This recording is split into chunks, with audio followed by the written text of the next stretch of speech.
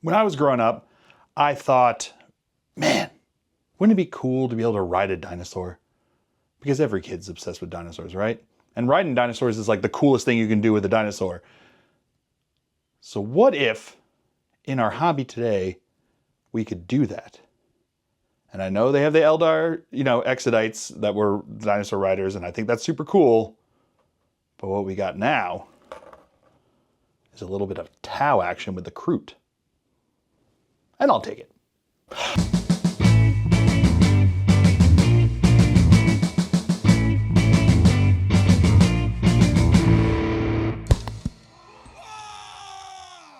Welcome, ladies and gentlemen, to another Glacial Geek video. I am Phil, the Glacial Geek, and today I am going to be painting up the brand new Kroot Lone-Spear, which is basically a Kroot character that's riding on a giant, dinosaur salamander lizard newt thingy. I'm not sure what it is, but I think it'd be super rad to ride around on. Makes me feel very Star Wars-y with the mounts there. Makes me feel like back in the day, like when they had the dinosaur riders, the cartoon that was designed to sell toys that I definitely wanted to get when I was a kid. All of that. And I know that that's kind of like the aesthetic that they've got going on here, but I think it's super cool and I really like it. So when GW gave me or sent me the new Kroot Lone-Spear early, I knew that that's what I wanted to paint up and that's what I wanted to do for you guys. And I thought, why not go through the process of what I would do if I was painting these guys up. And I've got, some other Kroot, and who knows what's going to happen down the line. But for now, I was just excited to paint this model and see how he could look and see what he did and just kind of make him look cool and see what I wanted to do with, from my perspective, when it came to this guy. So why don't we dive right in and see what I did with this paint job. So the Kroot Lone-Spear. It's a cool new character that they've got here. I think he's rad looking on his super mount there. That looks like a lizard nudie kind of thing.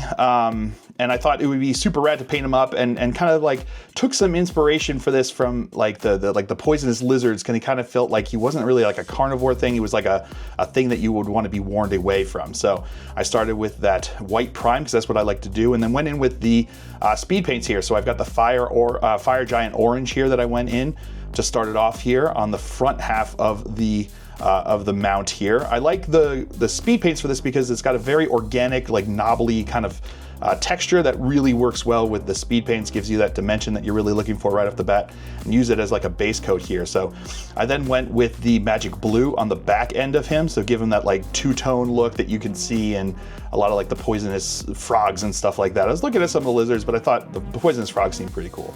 So I went with camo cloak here, speed paint for the skin of the rider on there. So there's the Kroot skin that we've got there. So I just went with a classic green.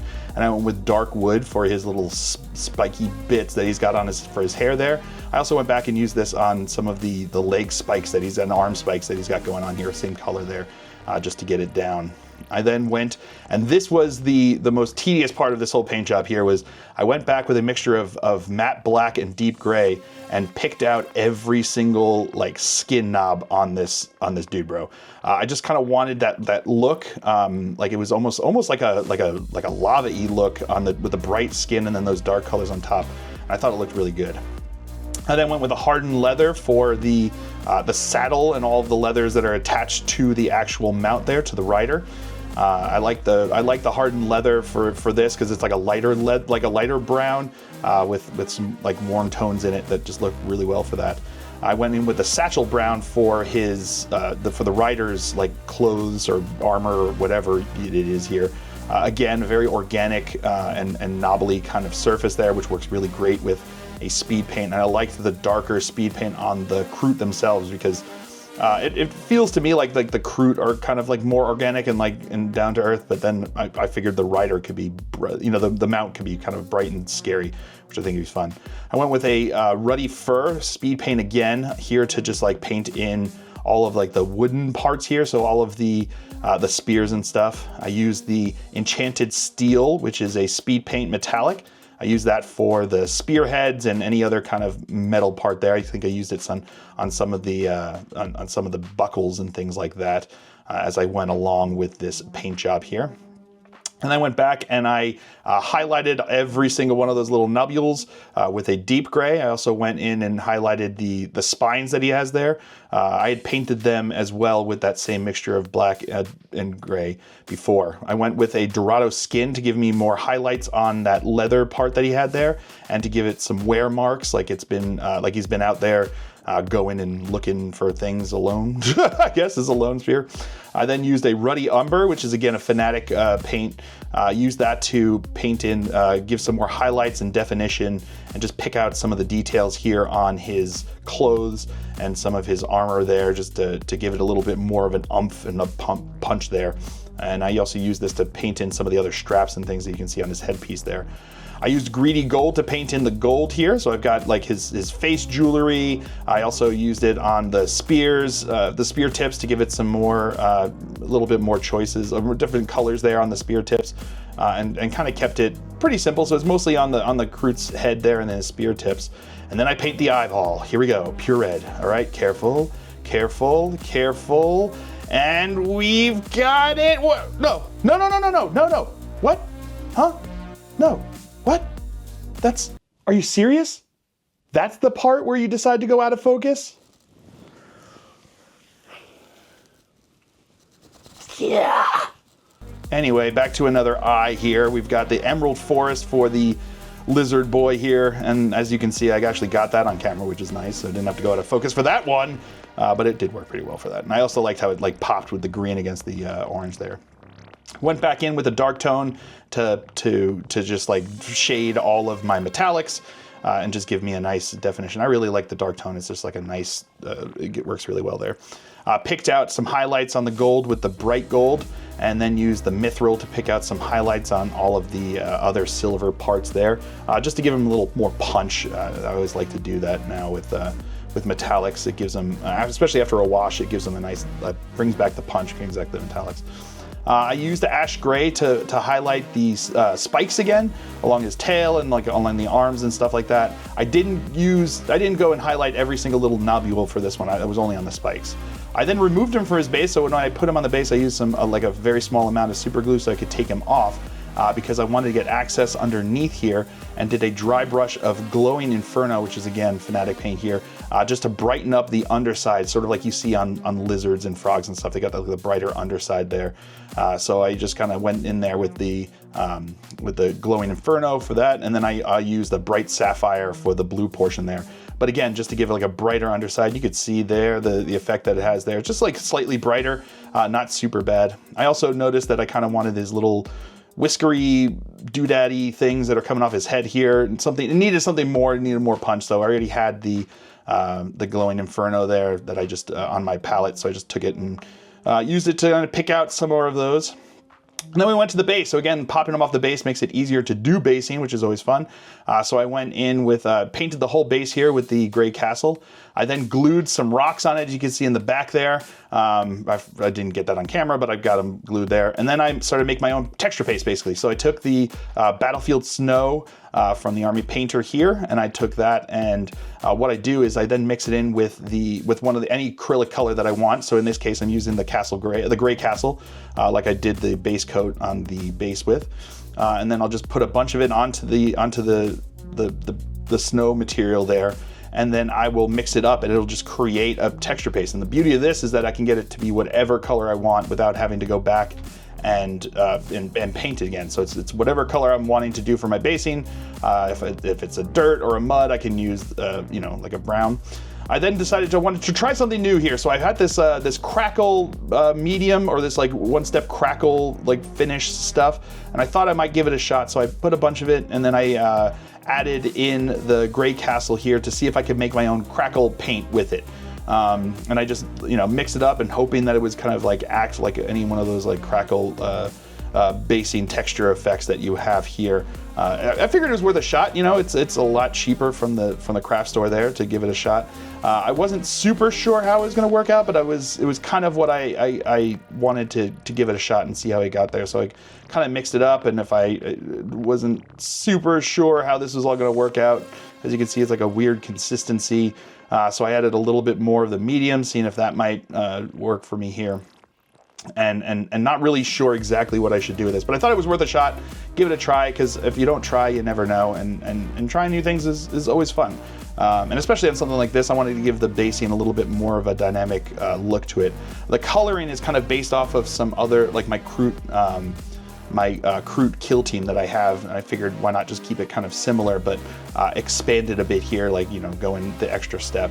So then I just put it into a portion of the base that I didn't cover in the texture paste that I made to get like the crackle on that, so it's sort of like a varied surface that you could have on there.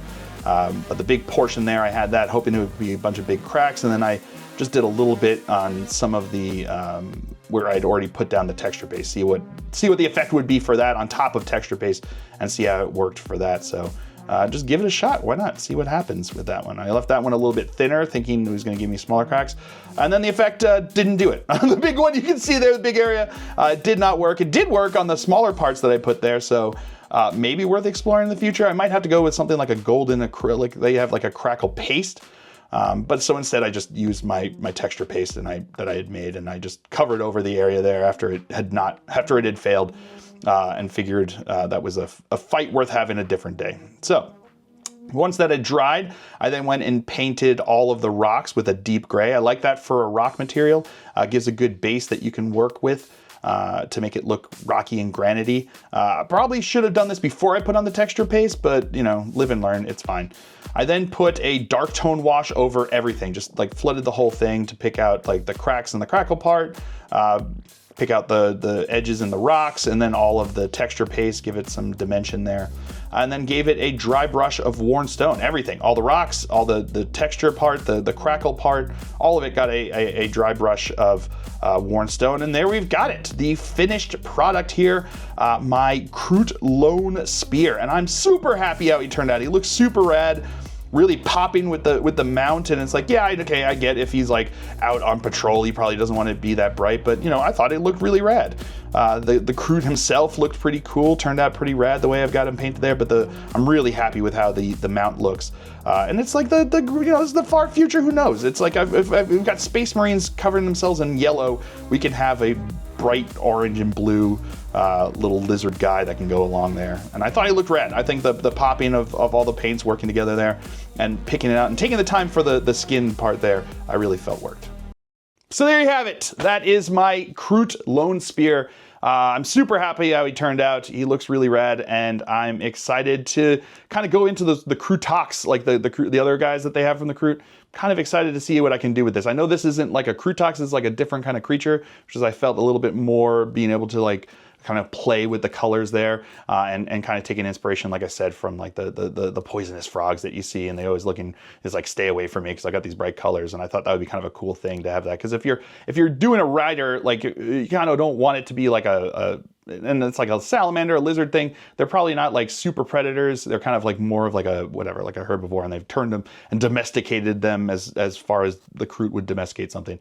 And I thought they would be kind of cool with a bright color there. And I think it turned out really rad, and I'm super happy to have them painted up like that. So let me know what you think about them and see what else you guys would like me to paint up, because I'm really excited to really push myself. Like I've said, this year I'm really going to try to push myself with painting. I've got myself prepping myself to try to start painting something for the Capital Palette at Nova. So that's going to be my first time ever submitting something to an actual painting competition. So I'm really trying to like push myself and try new things and do more with this. And I was super excited to give it a shot on this, because I saw the model, and when I saw the model like, you know, previewed, I was like, oh, that's super rad. And I wanted to paint him the second I saw him come in. I knew that's the one I wanted to do. So let me know what you think. Do you think that you want to have bright orange and blue, you know, salamander thingies that your Kroot are going to ride? Or are you going to go with a more like steady tone? Or are you going to go with like a lava lizard kind of thing? Because that would be super rad too. I just thought like bright would be fun to give it a shot. But let me know what you think about it down below. Let me know if you guys are going to be doing anything with the Kroot. And let me know what you would like me to see to paint in the future. So I hope you guys have all enjoyed this. I certainly have. I have been Phil, the Glacial Geek, as always. And until next time, stay safe and have fun.